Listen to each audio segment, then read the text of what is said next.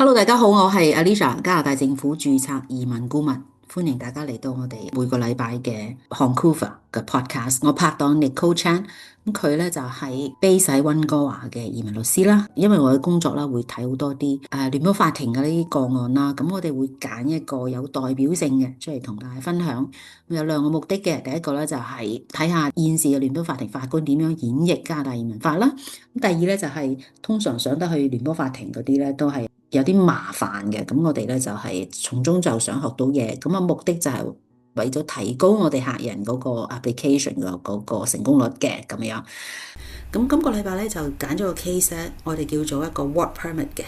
但係 employer specific 就係佢申請 work permit 咧一定要同呢 employer 做嘢嘅。咁咧就 refuse 咗，咁去申請司法覆核嘅，咁啊贏咗司法覆核。點解？第一請教律Nicole， 佢點解 work permit refuse， 然後法官咧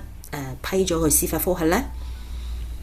係啦 ，so 喺呢一個 case 入邊咧，佢 officer refuse 係有某個原因嘅，但係有一個原因咧，就係因為咧，佢唔相信呢一個申請人咧係可以真係做到呢份工，係啦。咁你呢個申請人申請 work permit 嗰陣時咧，佢係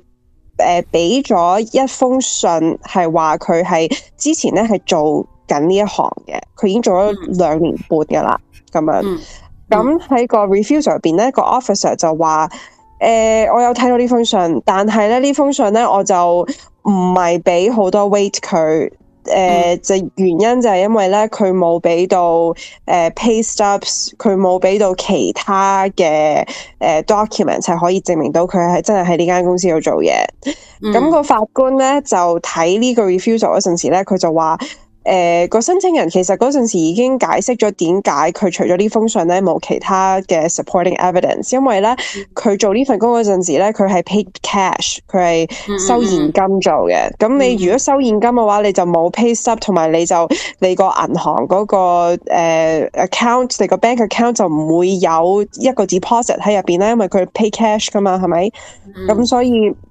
即係個法官就話你個 officer有呢一個咁樣嘅 conclusion， 但係佢冇考慮到個 applicant 呢一個解釋咧係 unreasonable 嘅咁樣，即係佢就話個 officer 如果真係覺得呢一個人係冇喺呢間公司度做過任何嘢，即係佢覺得呢一封信係假咧，咁就另外一回事，佢就應該要俾一個機會佢去 respond，right？ 呢個叫做一個 credibility issue， 但佢又冇喎，佢就話我覺得你應該喺呢間公司度做嘅，但係因為你唔係俾即係咁多資料我，所以咧我就唔會俾好多 weight 你，即係你呢個就